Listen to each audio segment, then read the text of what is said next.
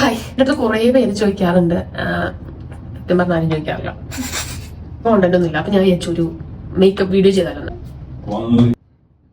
Next eyebrow.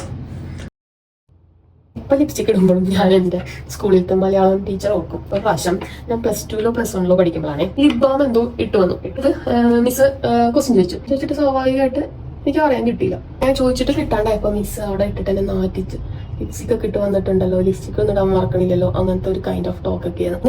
ഞാൻ ചെയ്തത് ഇത്രയും വലിയ തെറ്റാണെന്നൊക്കെ തോന്നിപ്പോയിട്ടുണ്ട്. ഞാൻ എന്നിട്ട് ആകെ നാണം കെട്ടു. ലിപ്സ്റ്റിക് ആയിരുന്നില്ല, മറ്റേ നമ്മുടെ കിട്ടുന്ന ലിപ് ബാം ഇല്ലേ, അതായിരുന്നു. ശരിക്കും പറഞ്ഞാൽ ഇപ്പോഴത്തെ പിള്ളേര് ലക്കിയാന്ന് തോന്നുന്നല്ലേ. പക്ഷെ കോളേജിൽ സൺഡേ ആയിരുന്നു തോന്നുന്നു, എന്തോ സ്പെഷ്യൽ ക്ലാസ് വെച്ച് ഞാൻ അതൊരു വൈറ്റ് സ്കേർട്ട് ഉണ്ടായിരുന്നു എൻ്റെ നെറ്റിന്റെ.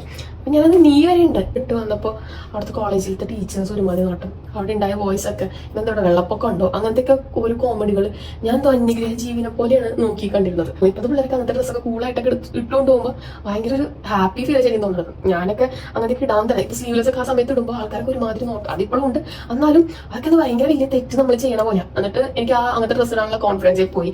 അച്ഛൻ്റെ കൂടെ കാറൊക്കെ പോകുമ്പോഴേക്ക് ഞാൻ ചിലപ്പോൾ സ്ലീവ്ലെസ് സ്കേർട്ട്, ഈവൻ ജീൻസ് പോലും അച്ഛനെ കൂടെ കാറിന് മുമ്പൊക്കെ ഇടുള്ളൂ. കാരണം ബസ് സ്റ്റോപ്പിൽ നടന്നു പോകുമ്പോൾ ഞാൻ ചുരിദാറൊക്കെ ഇട്ടിട്ട് രണ്ട് സൈഡൊക്കെ പിന്നിട്ടൊക്കെ പോകും. വൺ സൈഡ് ഇടാൻ പോയി നമുക്കൊരു പേടിയാണ് ആൾക്കാർ എന്താ വിചാരിക്കുന്നത്. അപ്പൊ ആരെന്ത് വിചാരിച്ചാലും കുഴപ്പമില്ല എന്നുള്ള രീതിയിലോട്ട് എത്തി. ഫേവറേറ്റ് ബ്ലഷ് ആണ് ഇത്, ഫിക്സ് ചെയ്യാൻ.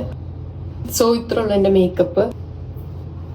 അപ്പൊ നമ്മളിതുപോലെ ഓൾമോസ്റ്റ് ഒരു 99 അല്ല, എല്ലാ ഗേൾസും ഇതുപോലത്തെ ഓരോന്ന് ഫേസ് ചെയ്തിട്ടുണ്ടാവും. നമ്മുടെ ടീച്ചേഴ്സിന്റെ ആണെങ്കിൽ, നമ്മുടെ ക്ലോസ് ഫ്രണ്ട്സിന്റെ ആണെങ്കിൽ, റിലേറ്റീവ്സിന്റെ ആണെങ്കിലും, അങ്ങനെ എല്ലാവരുടെയും നമ്മൾ ഇതുമാതിരിയുള്ള വർത്തമാനങ്ങൾ കേട്ടിട്ടുണ്ടാവും. പല രീതിക്കുള്ള ബോഡി ഷേപ്പിങ്.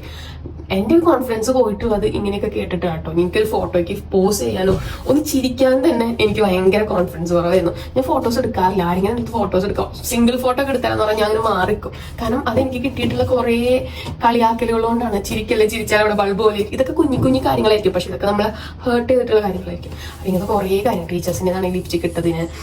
പിന്നെ ഞാനൊക്കെ ഇങ്ങനെയായിരുന്നു. അപ്പൊ എല്ലാവരും പറയും പെൺകുട്ടികളായ ശരീരം വേണം, അവിടെ ഇത് വേണം, ഇവിടെ ഇത് വേണം, ഇങ്ങനത്തെ കുറേ കാര്യങ്ങളൊക്കെ കേട്ട് എപ്പോഴും എനിക്ക് തോന്നുന്നു കുറേ പേര് നമുക്ക് ഇഷ്ടപ്പെട്ട കുറെ കാര്യങ്ങളൊക്കെ ചെയ്യാണ്ട് നിങ്ങൾ ആ ഷെല്ലിന്റെ ഉള്ളിൽ ഇരിക്കുകയായിരിക്കും. അത് എന്തിനാണ് നമ്മൾ മറ്റുള്ളവരുടെ വാക്ക് ഇട്ടിട്ട് അങ്ങനെയൊക്കെ ഇരിക്കുന്നത്. ഒരു ഷെല്ലിന്റെ ഉള്ളിൽ ഇരിക്കണവരാണെങ്കിൽ അതൊക്കെ ഒന്ന് ബ്രേക്ക് ചെയ്തിട്ട് പുറത്ത് വരാം. അതൊക്കെ ബ്രേക്ക് ചെയ്തിട്ട് അടിപൊളിയായിട്ട് പോകണവരാണെങ്കിൽ അടിപൊളി, അങ്ങനെ തന്നെ മുമ്പോട്ട് പോകാം.